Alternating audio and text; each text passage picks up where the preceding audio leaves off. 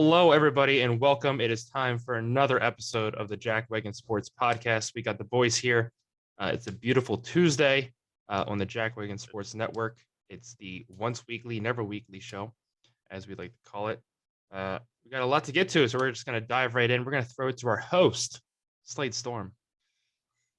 I don't know about that, but our first topic is the NBA playoff update. So we had all of the second round end here, and so now we're getting into what would it be, conference finals, right? Correct. So in the West, we have the Dallas Mavericks, who upset Phoenix Suns in dramatic fashion with Luka getting the last laugh, and they're going to play the Golden State Warriors. What do you guys think about them, George? I didn't really ever picture Devin Booker being the kind of player to like talk shit the way he did in this series.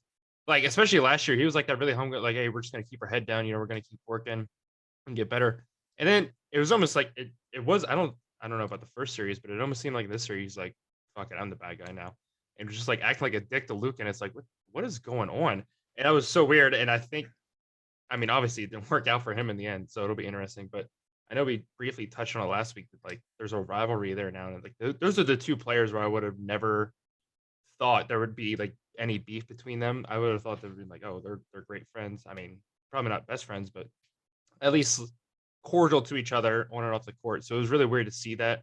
And it was, I don't know, I kind of feel like it almost threw the Suns off, or maybe even Devin Booker off, because he was trying to be the kind of player that he's really not, like the mental head game player. And it kind of took away from his on the court ability maybe a little bit. Especially in Game 7, it was the Suns as a whole, but Booker especially was really horrible, and that led to them getting blown out. So I don't know. I think him trying to do a little bit of mind games just didn't work out, and it'll be interesting to see if he tries to continue that. Nick, what do you think about the Dallas Suns series, and then what do you think about them moving on to play Golden State? Yeah, so like we talked about the rivalry brewing, I agree with George. I didn't really see Luca kind of has that edge to him, so I figured that he would pick it up with somebody. I didn't really think that Booker would be that guy. The Suns shit the bed, plain and simple. I think it was 3 minutes left in the third quarter, and Booker was their highest scorer with, I think, 9 points at that time. He ended the third period, or ended the third quarter, with 11, and then finished the game with 11, I think. So definitely, like George said, trash talk and get into him. As far as the upcoming series goes, Golden State's Golden State. We talk about it every time we mention them. I don't know. Dallas is going to put up a fight, or at the very least, Luka is going to put up a fight. I don't really see this one going too far, but at the same time, we've seen Golden State lose to the Grizzlies by 35 or whatever it was, without Ja Morant in a series clinching game.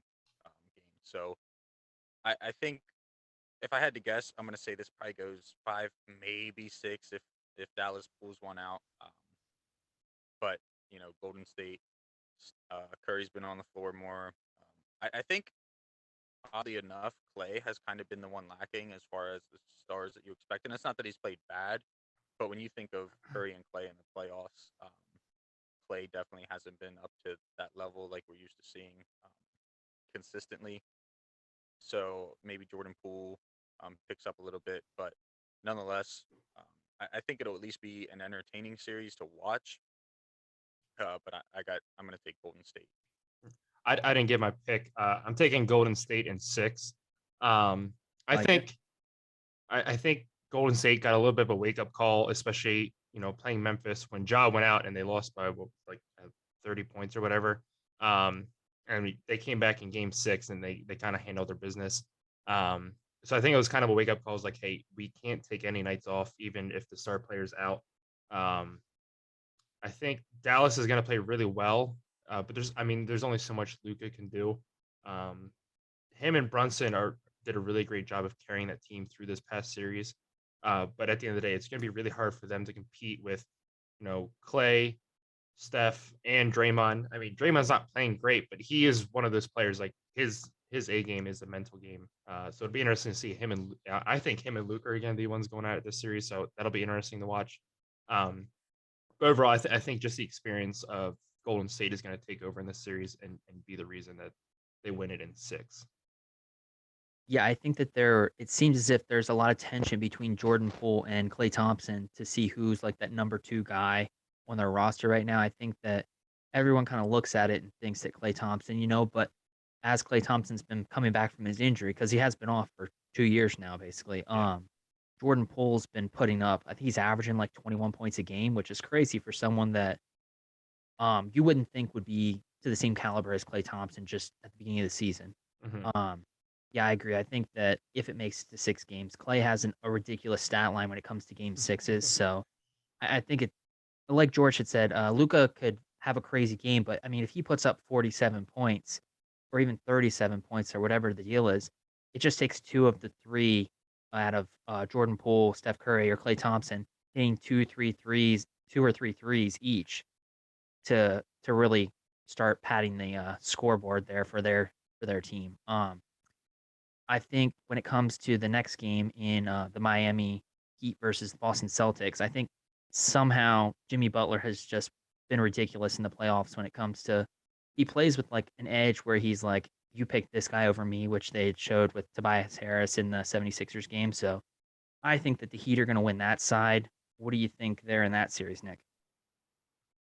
Yeah, I got to stick with my guns here. I think Boston's going to pull this one away, but this is a very interesting series. The Heat, ever since the playoffs have started, have played way above where everybody thought they were gonna. Um, Now, obviously, Joel Embiid getting injured and missing the first 3 games, 4 games, whatever it was. We're playing in the first and getting injured, whatever. I forget exactly what the situation was, but nonetheless, um, Miami's played well, especially Jimmy Butler. Um, and Miami's secret is their supporting cast. When their supporting cast is on, like Tyler Hero, especially, that team is hard to beat.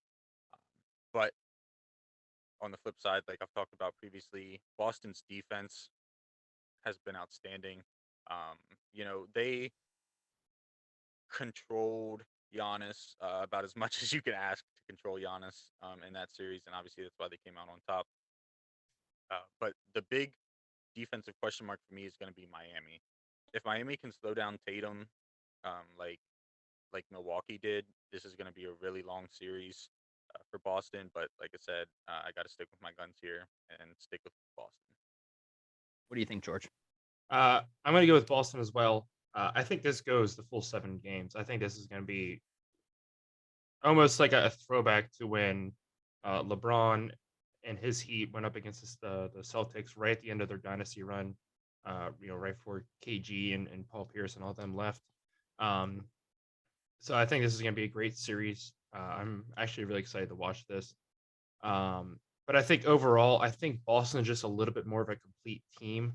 I think Tatum, right at the end of that series, finally started to catch his groove a little bit and show why he is considered one of the best players. I mean, I think the whole first series and then like the first 3-4 games of the Bucks series, he was absent. Like you could replace him with a bench guy and you would have got the same results. It almost seemed like.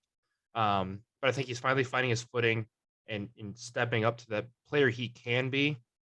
And anytime that happens, it's a dangerous Boston team. But all around, I just see Boston as a little bit more complete team. And so that's why I'm going to take them. Like I said, it's going the full 7. It's going to go back to Boston in a game 7, and that's going to be a crazy game to watch. Celtics at home, especially in the playoffs. That crowd on I believe it was Sunday, was insane. Definitely an environment I want to go see one day. But yeah, so I'm going to take the Celtics in 7 with that. I like it. I like it. You guys are I'm taking 7 too. I don't think I 7. said that, but 7 games. I'm gonna go with 6. I'm gonna say Jimmy Butler gets it done in Miami. Ooh. I will say I would like I still consider myself like lately a Celtics fan. Like I said, I haven't really watched the NBA in years. But when I first got into it, that's what I picked. Watching them go back and forth with the Lakers all those years. So I would like I'm a little bit biased towards the Celtics, but I wouldn't be upset seeing Butler make it back to the finals. I feel like he didn't really get a fair shot in the bubble finals. It was literally just him and Tyler Hero trying to carry that team, and Him and his coffee company. yeah, the the stats of Butler's time on the court during that series, you could he willed that team as far as they would go. So he has a little bit better supporting cast around him now, and I mean, I wouldn't be upset. Like I said, I think it's just gonna be a great series all around and a lot of fun to watch. It's not like back in the day when we got tired of seeing Golden State and the Cavs go to every finals and we're like, somebody else, please, for the love of God. But yeah, this is gonna be a lot of fun. Lastly, in the NBA side, what do you guys think of Giannis's record series that he had against the Celtics? I mean, I know that it was a tough fought series for him, but he had a crazy stat line. George, what do you think? Just absurd numbers. I think he was the first person to score 200 points, have 100 rebounds, and like or whatever the exact numbers were. Just absurd. The fact that, like, if you think back to like all those LeBron teams where LeBron literally carried them, to finals and all that other stuff through 7-game series. And it, again, not a slight on him or anything, but and then Giannis comes along and just puts up those slash lines.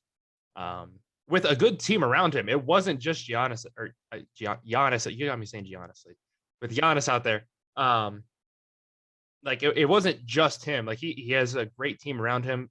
Granted, yeah, they could have stepped up a little bit more at times in the series, but the way he just took over the whole series and was willing them as far as they would go was something crazy to see. And I honestly put him as my new number one in the NBA currently. I mean, he was right there before. I mean, he's former MVP and all that stuff, but just that performance. Who was your number one before that?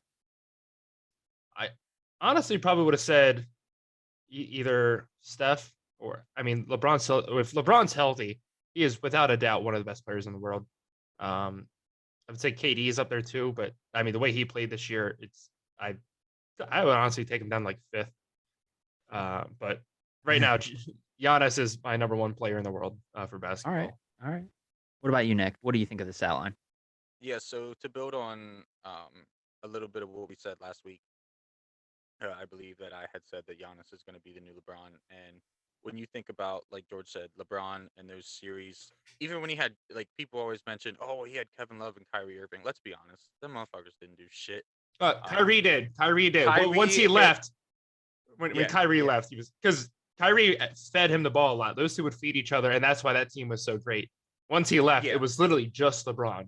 As far as in the playoffs, he was injured the one year, and he did. I'm pretty sure that was the year he did end up hitting that shot with Steph in his face. So, like, I can't say Kyrie did zero, but let's be honest, pretty much ever since Kyrie had that hype with that team, he hasn't really been the same player since. Like, he's got great handles, he's still got a smooth shot, but nonetheless, my point here is, like, when you have a player go out, like when LeBron started, I believe he had started the series against Golden State without Kevin Love and Kyrie, and then they both had come back, or maybe it was the series before. But nonetheless, the great players know when they don't have, especially if it's, kind of their sidekick, that person that they're used to having beside him, like Giannis and Chris Middleton. He didn't have Chris Middleton in these playoffs. The great players know how to step up, how to take over the game, and how to do what they need to do. There's plenty of players in the NBA that have the talent to take over a game, but it's the mental strength and the confidence in yourself to be able to say, I don't care, I'm taking the shot. And Giannis, obviously, by these numbers, proved that not only is he capable of doing it, but he is fully willing to do it whenever his team needs it. And again, I'm going to reiterate, when LeBron, I at this point, I agree with George. I would put Giannis as the best player in the NBA, as far as what he can currently do. But once LeBron is gone, it will be official. There will be no debate. He will 100% be the best player in the NBA on all aspects. Like, LeBron, obviously, like George said, as he's, when he's healthy, he's still one of the best in the league. I'd say top 3 on any given night that he's healthy. He doesn't always, put up the 50-point games, which he still did do a couple times this season. But his supporting cast and coaching was shit this year. But nonetheless, Giannis doesn't care. Giannis does not give a shit about who's on the court with him, who's coaching. Obviously, he has a lot of respect for his teammates and his coach, but he will do what needs to be done. And that says a lot about, where he came from when he first got into the league. Yeah, I think that just to touch on what you guys had said real quick, I think Giannis and LeBron are actually in like two different kind of categories. I think when it comes to like just being a player, I think Giannis is definitely the best in the league. I think that somehow LeBron has shifted himself ever since he was like the Golden State versus Cleveland years, basically. He shifted himself to somehow being like one of the best players on the court. Also, off the court, he's able to like do the business side of things, construct teams, different things like that. Stuff that we haven't really seen anyone else do. I mean, I think that he's definitely pushed himself into a category that we haven't really seen someone excel at in all parts of that he's been able to do. Like I think that he would at some point be great to come back and be a GM for a team and create rosters like while his kid's playing, basically. Um, but moving on to the NHL playoff update that we have next, we had our picks. I think it was 2 weeks ago. Before, like, I think it was 2 games into each series. Yeah, I think they And just finished game one. They were starting yeah, game two. yeah, as we were recording. Yeah. So Nick had gone 5-3. George and I had gone 6-2 in that round. We're back again to do our picks and see who can get their ass beat this round. Who did you guys think the biggest round surprise was before we get into our picks? Nick.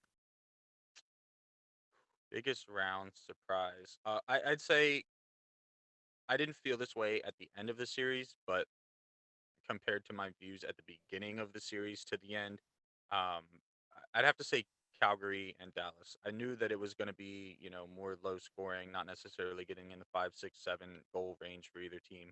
Um, but Dallas put up a hell of a fight, and that was a team that was struggling to even make it into the playoffs, let alone um, compete with arguably one of the, or at least what was seen as one of the better teams in the NHL going into the playoffs. So again, from beginning of the series before any games were played to the end, I'd have to say Dallas, Calgary.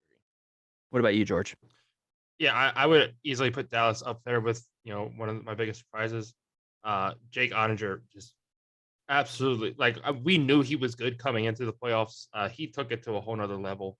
I think almost 70 saves in that game seven. He refused to die. And watching Calgary score that goal to win the series reminded me exactly of the 2011 Stanley Cup when Patrick Kane made the same exact shot to win the cup. And so that was really cool to see. But Calgary definitely deserves it. They could have played a lot better at times throughout the series. So it'll be interesting to see how they can readjust going forward. But for my actual surprise, I'm going to take Washington. They came in, they were playing one of the best teams in the league. You know, the President's Cup winners, Florida had turned it on the last 3 weeks there. And really, they went flying right past Colorado in the standings. I don't think anybody gave them a shot coming in. I think everybody thought that series was going to go exactly how the Avs Predator series went. But Washington refused to quit. Great offensive showing. Game one, they shut down Florida's neutral zone offense, which is really their biggest proponent. But Florida's able to figure out a way to get around that. They win the series in 6 games.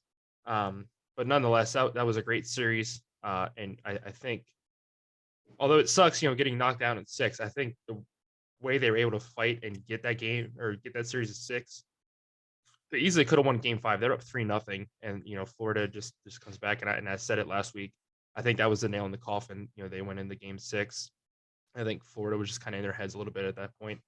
But for a team that was expected to get swept, send it to 6 games was, I think, one of the best efforts of the first round.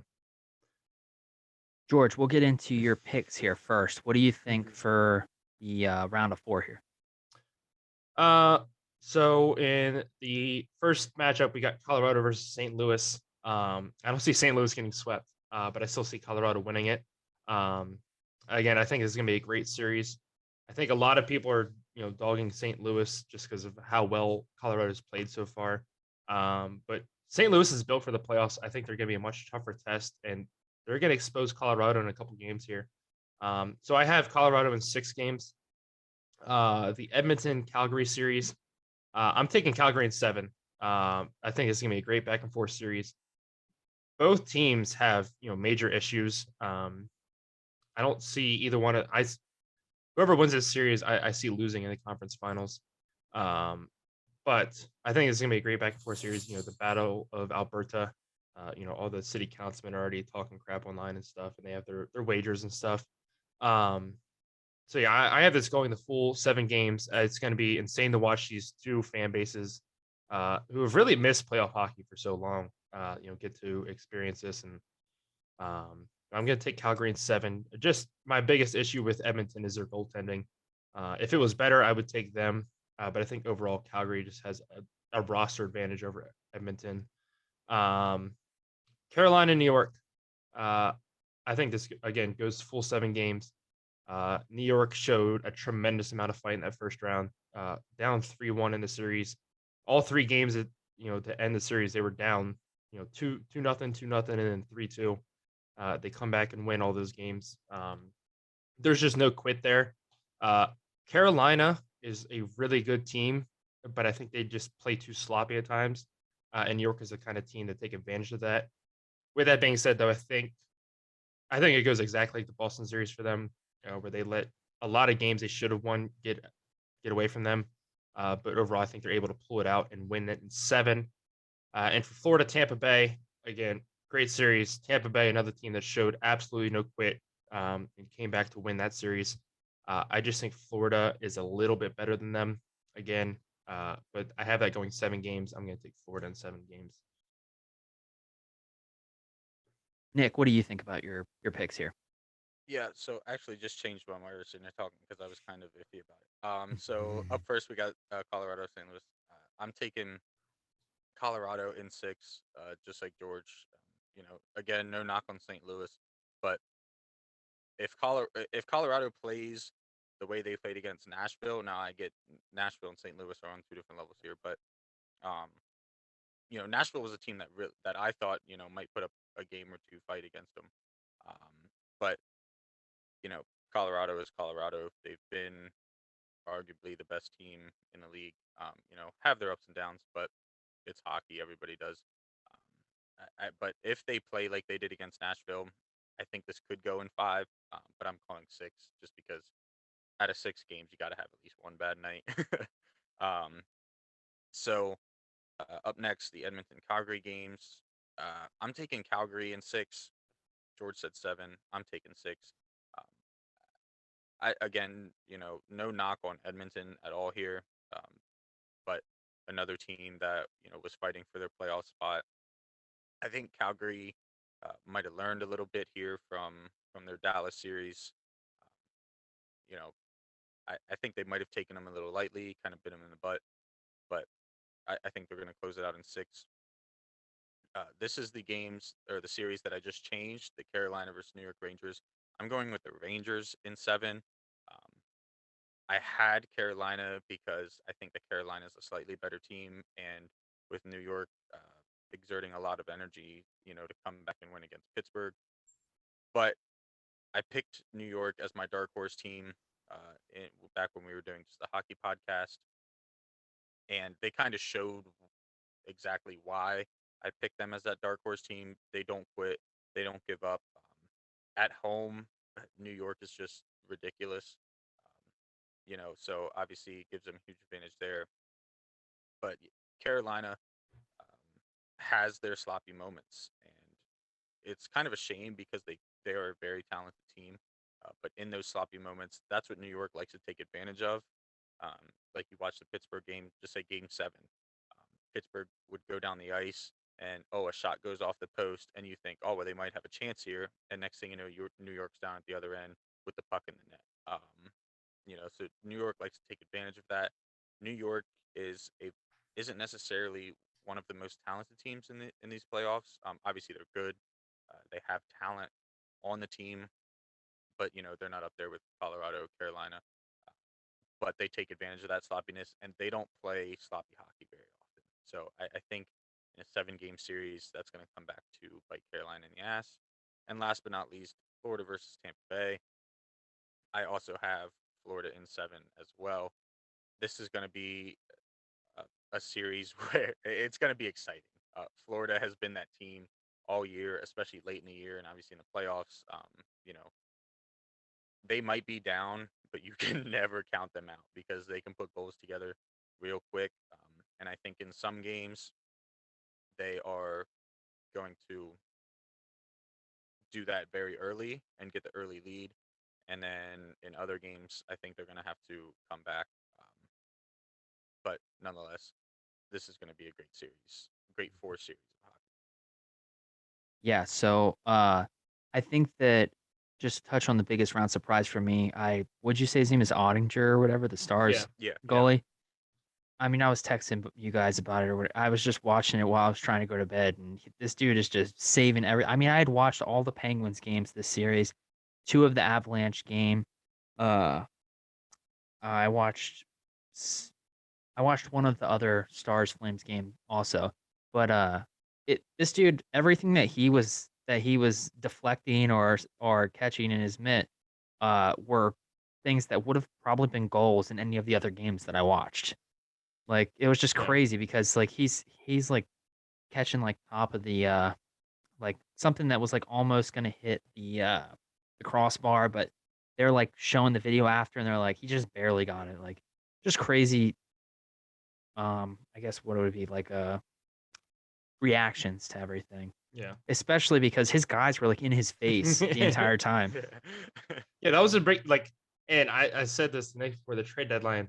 They needed, like, if they were going to be buyers, they needed to get defense. 'Cause that was their biggest issue was, their defense, and that's what ultimately cost them in the series. Because, like you said, his own defense was screening him, and the fact he was able to still make those saves. Yeah, just absurd to watch him. And the one guy on their team, he kept doing the drop to the ground thing like I do in the video game, so I like that guy too. But to my picks, I have the Avalanche. I think they get it done in 5. I don't think Okay. they sweep them like you guys, but I think that they get it done in 5. Oh, whoa! We did not say sweep. We said 6. No. You said that you didn't see them sweeping them. Okay. Yeah. I was going happy medium between the sweep and the 6. Fair enough. I think that the Oilers are going to surprise the Flames. I think that I'll go 6 with that one. Go them in 6. These are written in the way, so like the team that's on the right is the home team for Game 7, right? Well, no. So Colorado would be. I messed that up. No, that's okay. I just didn't know for the Rangers game. Is the Rangers or Carolina going to be home? Carolina will be home for Game 7. I'm going to pick the Rangers in 6. I think George's Penguins lost. Now his home team's going to. Hey, have you checked ticket prices on that yet? No, I haven't. I've been too scared to look. Yeah. You at least have the argument, like, if New York does go on to win, say they go on to win the Stanley Cup, you're like, yeah, well, we lost to the eventual Stanley Cup. True. No, I don't want to say that. And then I'm going to go opposite you guys. I'm going to say the Lightning win 7 in that final one there. Are they home for Game 7 or would it be the Panthers? It would be the Panthers. Yeah, Panthers will be home. All right. So I have the Lightning winning in 7 there. Okay. So yeah, I am really excited to watch this round because it'll be a lot easier with there only being 4 games. So I'm assuming that they'll play 2 on one night, 2 on the next, and they'll just keep rotating. Yeah. But it starts tonight, actually. I'm pretty sure. Yeah, I was gonna say I think the Florida game was on. Yeah, right. I think it's Florida and Colorado are playing tonight. Yeah, one of those 2 was on when I looked. Dang. Let me look here quick. So the Panthers are winning 1-0 at the end of the first right now. So if and then it the goes, Avalanche and Blues play tonight at 9:30. If it goes to Game 7 in Carolina, as of right now, Game 7 tickets are $168. That's not bad for Game 7. No, Game 5 tickets. So if it's in Carolina, it's $125. If it's in New York, it's $350. Is the cheapest ticket. Yeah. So I could go to Game 5 actually because I'll be home from the honeymoon and it's on Thursday. I don't work Thursday, so if it goes to Game 5, I might have to go check it out.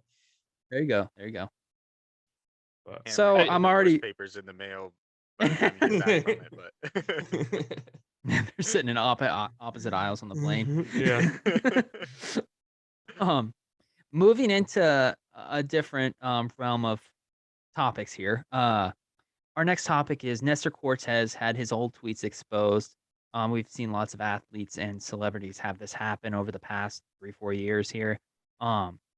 Is it, in your opinion, the tweeter's fault, or do people need to just stop going through old tweets? What is your take on that, Nick?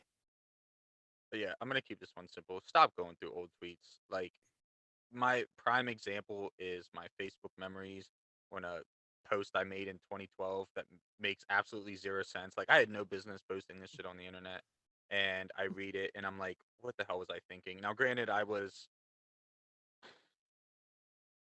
14. I don't know, something like that, somewhere around there. Yeah, 14. So depending on when these tweets are from, like it's a little bit different, but nonetheless, like the internet is supposed to be a fun place, and everybody takes it so goddamn seriously. And I can tell you that, like, if somebody ever goes through our old shit, like, we might as well cancel the podcast now. I mean, I because, wouldn't just come out and say that. like, well, I'm just like it's the tomorrow morning we internet. get it. It's the internet, dude. You know what Yeah, I mean? yeah. Like, you Yeah, share yeah. memes nowadays. Like, anybody could be canceled for anything. Group and text would be worst. Oh my god. Yeah, everybody knows the group text is terrible. Lobby, Xbox and PlayStation lobby Right, chats. right, Oh right. my lobbies. god. Canceled. Yeah. But yeah, it's just like you can go find dirt on anybody from their social medias. It's not that hard. So just stop looking for the shit. Like, it's just dumb. That's my opinion on it. What do you think, George? So I kind of go both ways on it. I mean, for the main part, I agree with Nick. There's no need, and I guarantee you, 9 out of the 10 people going back and digging up this shit are the same people who, like I just said, are in these Xbox lobbies or in the PlayStation lobbies using racial slurs and all this other stuff. And I'm sure if we went through because it's nobody people who are doing that who like Nestor Cortez is a Yankees player. I guarantee it's probably a Red Sox fan or something like that. Like, oh, let's go see if we can find anything. But because they're nobody goes through their tweets. I guarantee if you did, you'd probably see some stuff that they don't want to come out either. Oh yeah. But at the same time, like how many people does this need to happen to for athletes and celebrities to be like, okay, let me go sit with my agent or with my manager for a day and let's just go through everything. And if there's anything that needs deleted, delete it. It's gonna get to the point where like the fans get pissed off because these celebrities and professional sports athletes and all that shit just get rid of social media. Right. They're Yeah. Like Absolutely. I'm not risking my career. Yeah. For this dumb shit. Yeah. But I mean, so that's what, like, I'm kind of on the fence about it because I was like, okay, maybe, hey, let's take 5 minutes, scroll through your Twitter, and go delete those things. Because I agree, like you're not like when I see my Facebook memories, for the longest time I couldn't spell simple words right, and now I still just pop. can't. Yeah, I know. It was worse back then, at least. I couldn't spell football right. But it's like I see that stuff, I'm like, oh my god. And like Facebook, we at least have memories and stuff, but Twitter, like, they don't have that feature. So like, yeah, stop going back and digging that shit up. But at the same time, sit down with your agent, your manager, or have somebody do it for you and go through. I would want to be there because unless you really trust that person, they might just go back, see those old tweets, and then expose you. But you'd have like go sit down for a day and just find all that old stuff. If it's okay, hey, keep it. If you said something really stupid or quirky, as long as it's like not offensive, right? Like let people know who the real you are. But if you see stuff, just go back and delete it. Like that's my biggest. Or at thing. the very least, like delete the old profile, start a new one, get yeah. re-verified. Like as soon as you realize, okay, hey, I might get drafted, or let's just make an all new Twitter and like go from there. But yeah.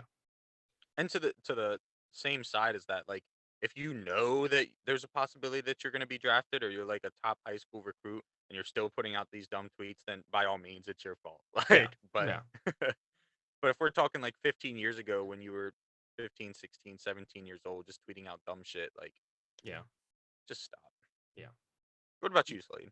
Yeah, I think that it's a weird situation because I mean, what did the guy say? I see that it says racial slur. I didn't. So he was most of it was he was just quoting rap lyrics. Like, I mean, I used to do the same thing all the time. Like, you just copy and paste music lyrics from Google. I'm assuming he yeah. said like the N-word or something. But yeah, I believe there was a few of those that just like came through and stuff like that. It wasn't like he was tweeting it out in like a demeaning manner. He wasn't saying like, "Oh, well, I hate African Americans" or anything like that. He was just copy and pasting Somebody's rap gonna lyrics. clip that one of these days. Yeah, that's poor. It's gonna be But taken out of no, context. so I think That's why that I have a very, very careful shirt to make sure I said African Americans.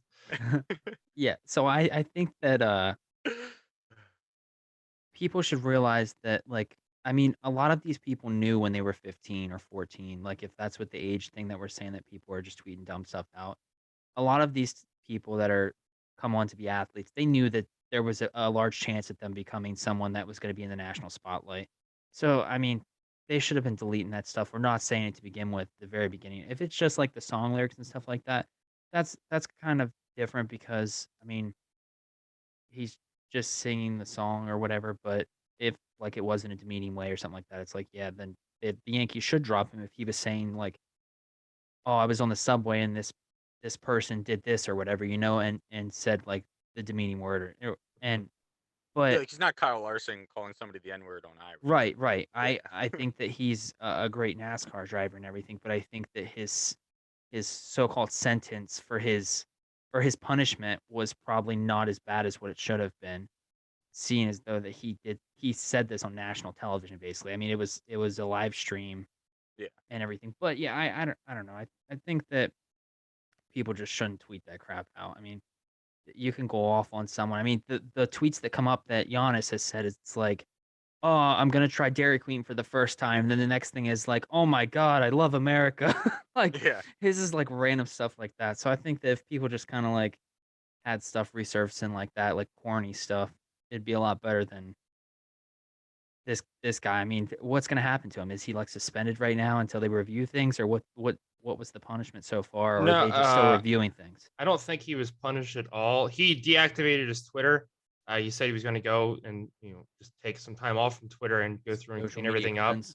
Yeah. I don't think he's in any kind of trouble because I mean, I'm sure somebody is probably reviewing it just to be like, hey, we're just making sure.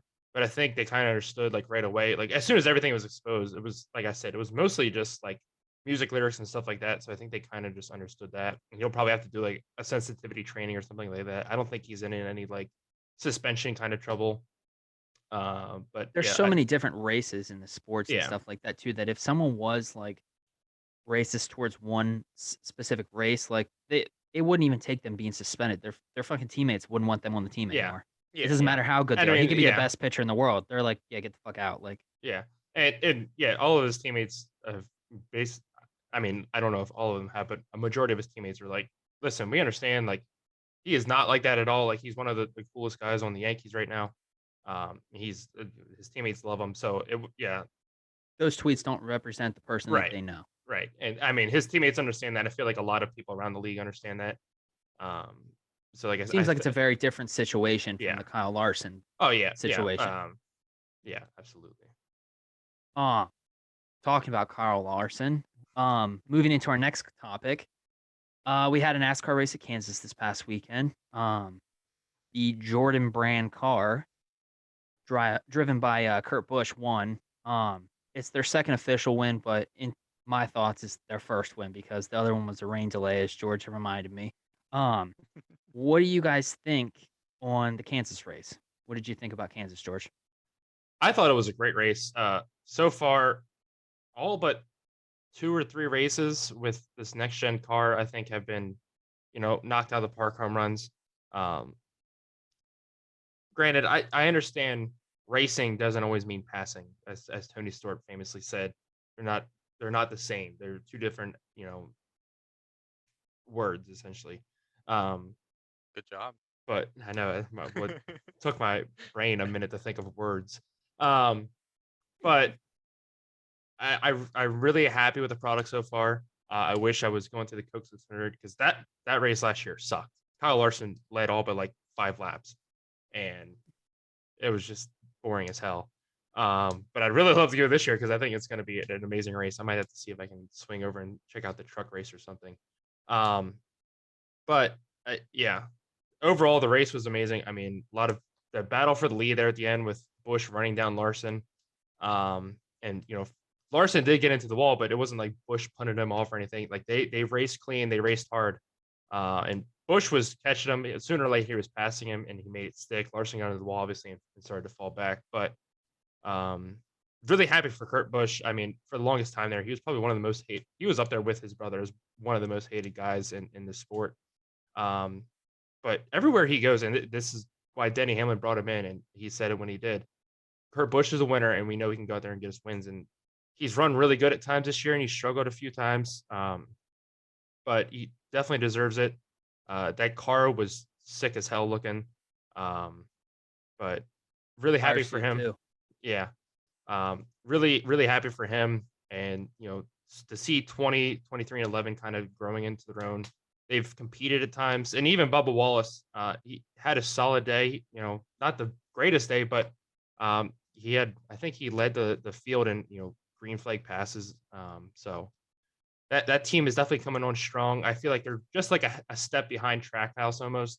But either way, it's great to see outside teams from the big three, big four, if you want to consider Childress, part of that big four still. Getting out there and competing with NASCAR, this was a huge reason behind going to this next gen car and making it more affordable and all this other stuff.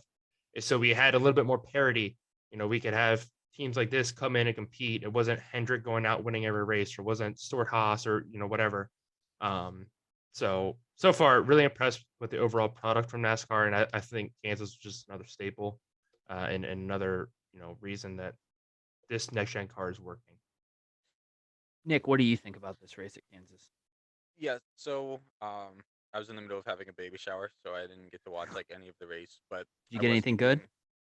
Oh yeah, got some good stuff. Did you see my mom there? I didn't. Oh, you didn't? Did you hear about that? No. Your dad was supposed to go pick her up, and he forgot. She had a gift and everything. I knew. Yeah, I was gonna say the funny thing is, we'll get this over with real quick. Jade was like looking at her registry and what people bought, and she's like, George's mom bought stuff, but I never received it. And I was like, Yeah. I thought she was supposed to be there. And she yeah, was like, she called Hannah. And Hannah's like, because she was like, she didn't know if maybe my mom accidentally sent it to us or something with all the wedding stuff. And we were like, no, we didn't get it. And then I guess Tater was in the background. He goes, oh no. And Jade's like, what? And he goes, I was supposed to go pick her up. Oh my god. But anyway, back to the race. I was keeping track of updates, even though I should have been keeping track of my fantasy team. But nonetheless, I did go back and watch some highlights after. The end of the race was fantastic. We've, like George said, we've almost said this week after week. This is the kind of racing that we wanted to see in NASCAR. This is what NASCAR wanted with this next gen car. Hopefully they can keep it up. I think they will. It's starting to get very exciting as more people, some of the people that aren't necessarily used to running as good, as they get even more used to the car, it just seems to become more and more competitive. George is dying. I just whacked the shit on my elbow. Hurts. Is it real funny? Anyway. Yeah. Anyway, back to the race. Didn't mean to cut you off there. No, you're good. I just looked back. I thought maybe like smelled a fart or something. I was like, "The hell's going on here?" But as far as Kurt Busch winning, he is likable, especially nowadays, than his brother.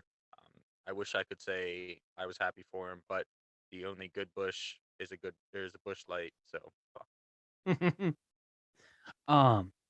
I think in terms of the race, Kurt Busch, he ran a great race, and it was kind of funny because they were like the most pictured car, the most like talked about person all weekend, and for him to end up winning in that car is just crazy. I mean, it sucks for Bubba as the teammate in that 2311 team that I guess they put tires on at that last pit stop, or 2 pit stops before the end, and they like revved up the lug nut gun before actually placing it on the lug nut, which it over tightened the lug nut, and the team assumed that there was going to be enough heat produced during that run that it would have loosened it up for them to get it off, and they couldn't.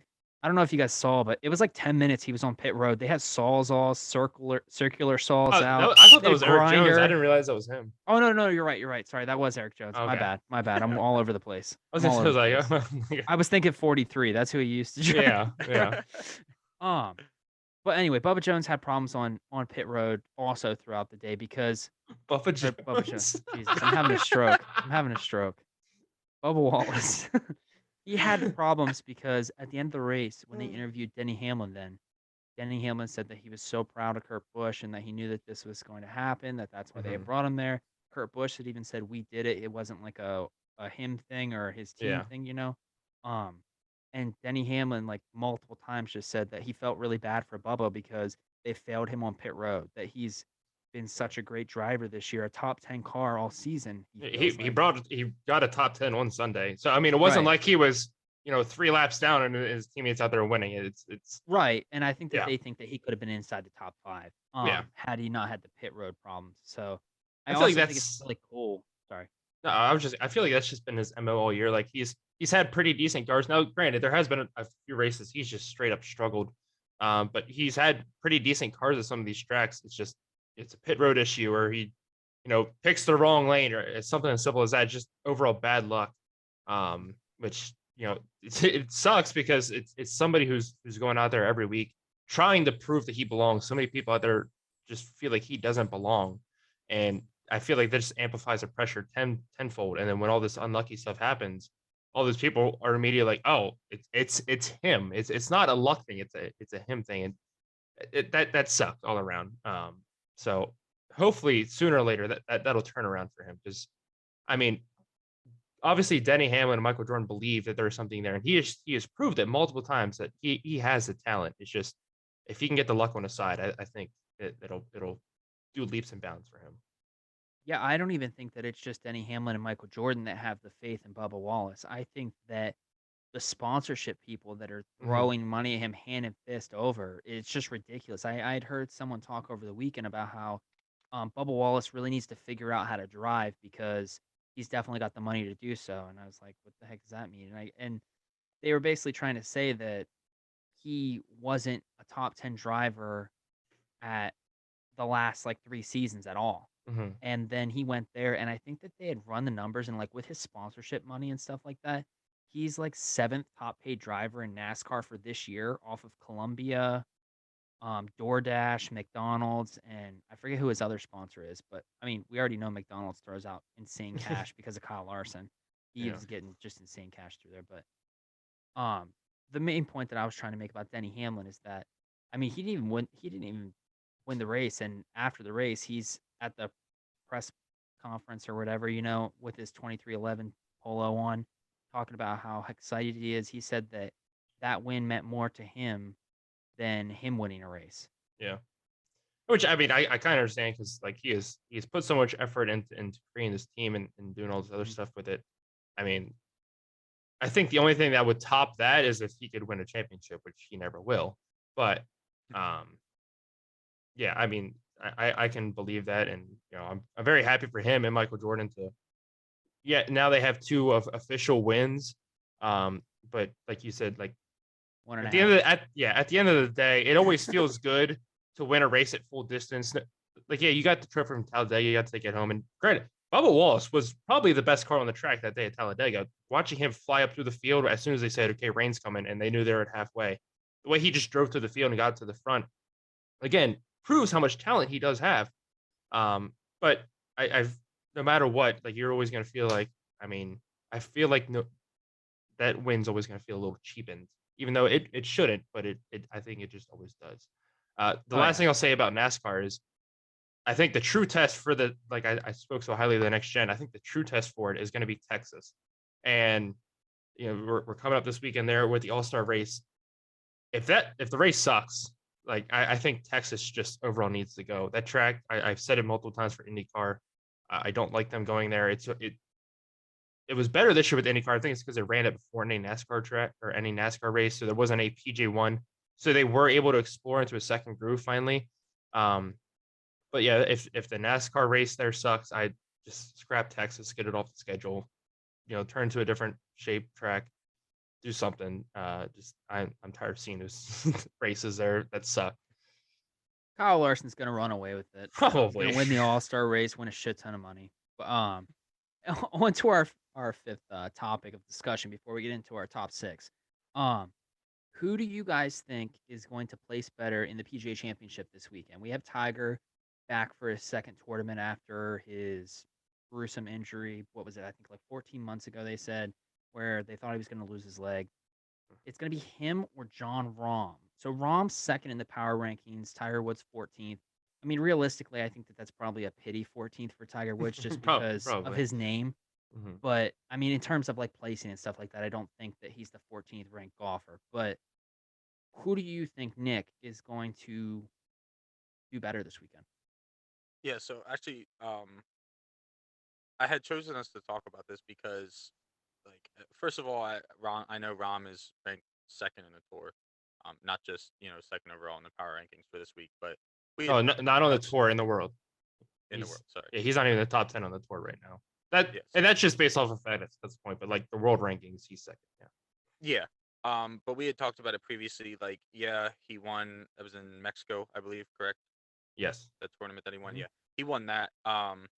But if you look at his three previous tournaments before that, I believe he shot, I think it was +4 at the Masters, and then +2 at each of the two before them. I don't remember. I got into it at the Masters, so I don't remember what tournaments those were. And he did have some other, better tournaments towards the beginning of this year. But his best showing so far, at least that I've seen, was when no other big names were really there to compete with him. He had no pressure. He was just there, having fun. Great, and not that he shot a bad round of golf. I think he shot like -17 for that tournament, but nonetheless, we haven't seen anything like that out of him previously this year. And Tiger, like I believe we had touched on this previously after the Masters. Um, Tiger looked good, especially the first day.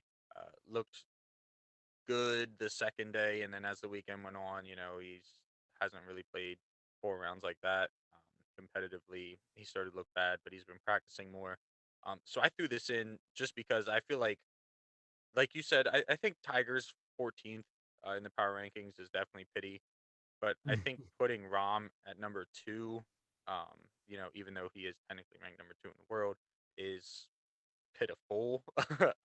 He hasn't really done anything, at least to me, to prove, yeah, that's the second best golfer in the world.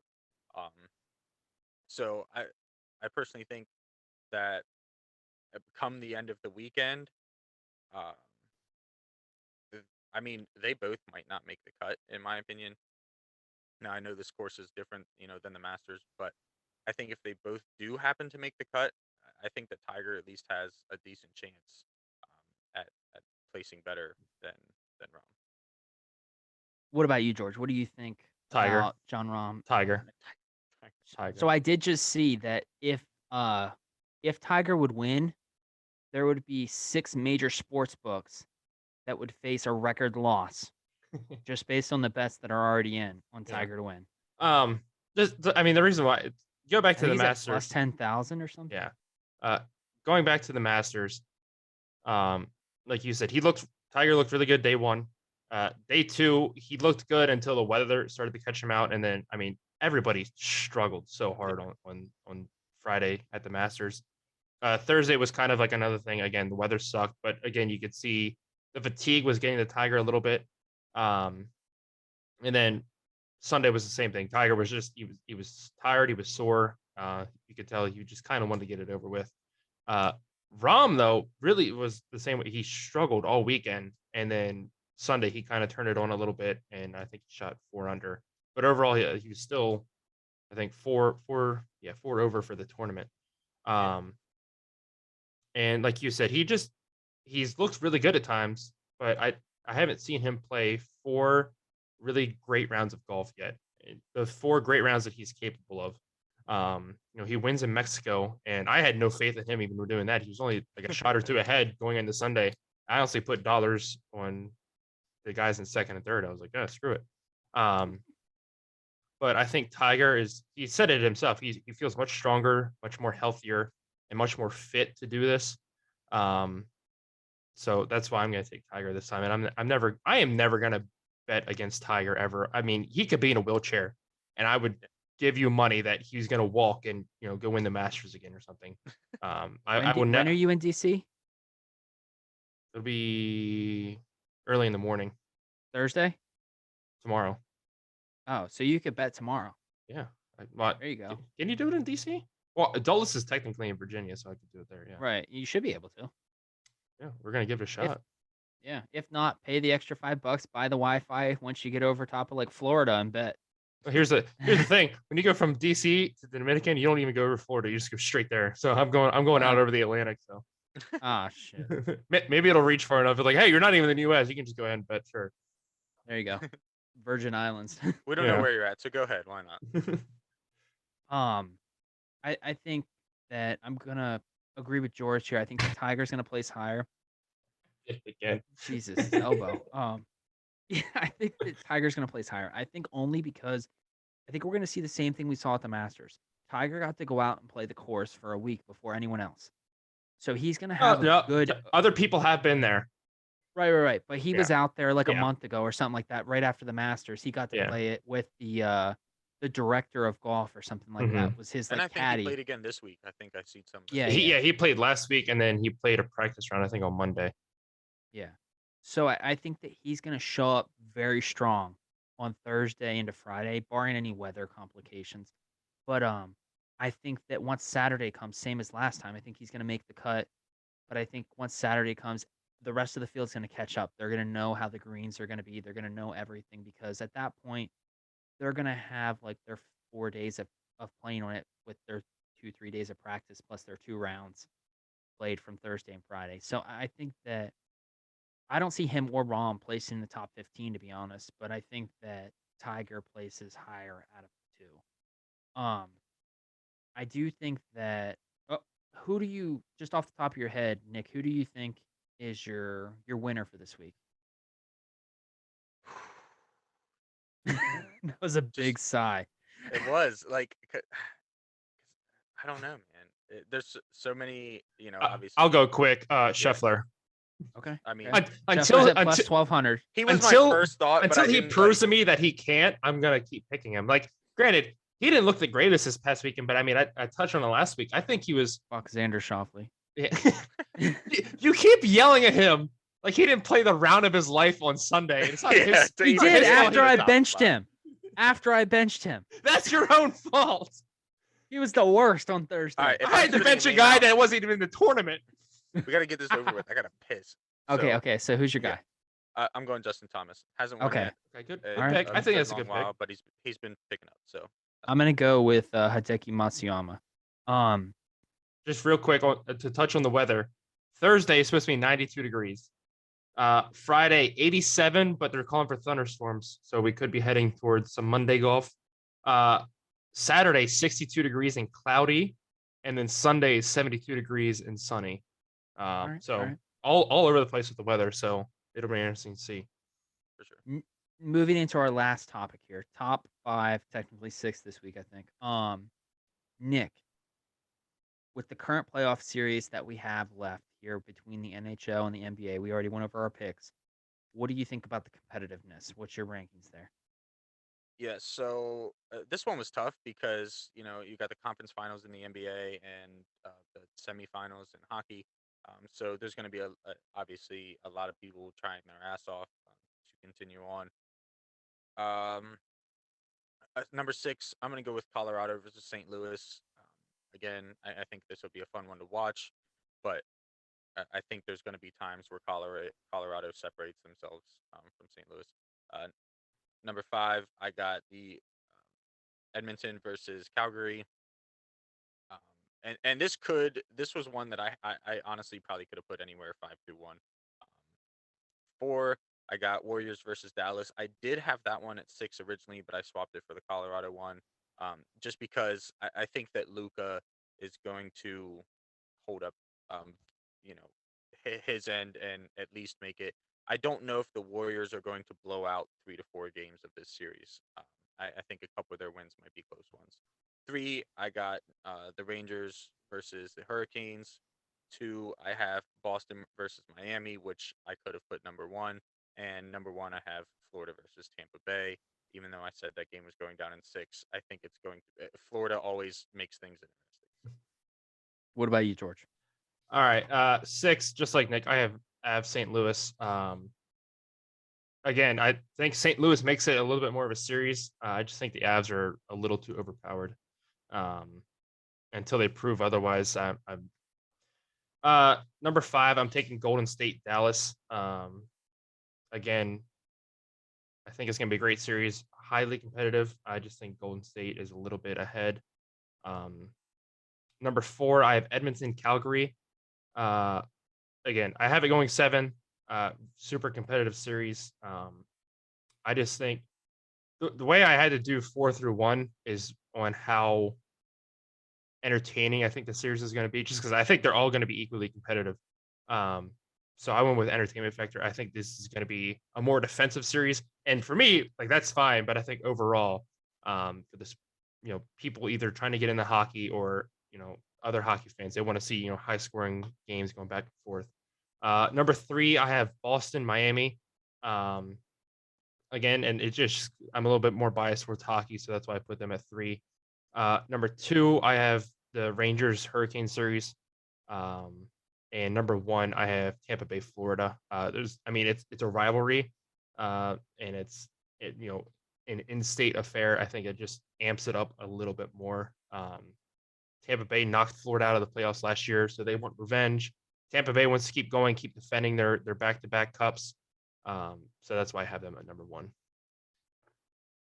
I think that mine is. I don't know the most about the hockey stuff, so I put the Avalanche as my least competitive just because I think I picked them in 5 games. The Golden State Warriors as my number 5 because I picked them in 5 games. I got the Oilers and the Rangers coming in at 4 and 3 just because they're the least that I know about. I picked the Rangers just because they were opposite of George's team originally. And the Oilers, I don't know anything other than I think that Wayne Gretzky played for them at one point. Or is that wrong? No, he did. Okay. There you go, bub. Okay. You know Before that. he played for I can't for a judge. California team, Yeah. right? He played Correct. for. Oh my Okay, God. okay. You're I've been watching TNT yeah or so smart. CBS, I whatever. think it's he got on. all that information from that one video talking about his what was written in his contract. Probably. Yeah. But hey, he's learning. That's all that Yeah, matters. yeah, We'll get him there. Yeah. And my second and first, I have the Lightning just because I think that I'm the only one to pick them in the or no, wait, George did pick them last time. But I want the last Lightning time, yeah. because that gives me a point against both of you. And the Heat because I think that Jimmy Butler's going to get done. Plus, that would give me a point against both you guys in our battle between the series here. There you go. Any last thoughts, Nick? That's all I got. He doesn't give a shit. He has to go pee. I do. For like the last half an hour, I don't even know why I haven't drank any. Jesus, he needs other a than, like, a catheter. couple sips of water. He needs a I do. catheter. I really do. I'm about to get me a racing suit. Oh my God. Just All right, record George, podcasts. close it down. All right. Well, thank you guys for checking it out. Another wonderful installment of the Wagon Sports Podcast. We will try to be back next week once I get back from my lovely trip. As always, go check. His shit. I was like, I turned my camera on earlier and I looked. I was like, I thought it looked red, but I was like, damn, I'm just that tan already from standing outside of football. Please go check out the socials, the Twitter, the TikTok. Getting ready to start a new series on TikTok with some NHL franchise mode. Nick Slade and I are trying to set up a time where we can do the playoff series on there so we can simulate them for you guys, all that fun stuff. Bunch of fun stuff coming there. Like and subscribe to our YouTube. I think that's it. So we'll see you guys in the next video. Yep. See you, everybody.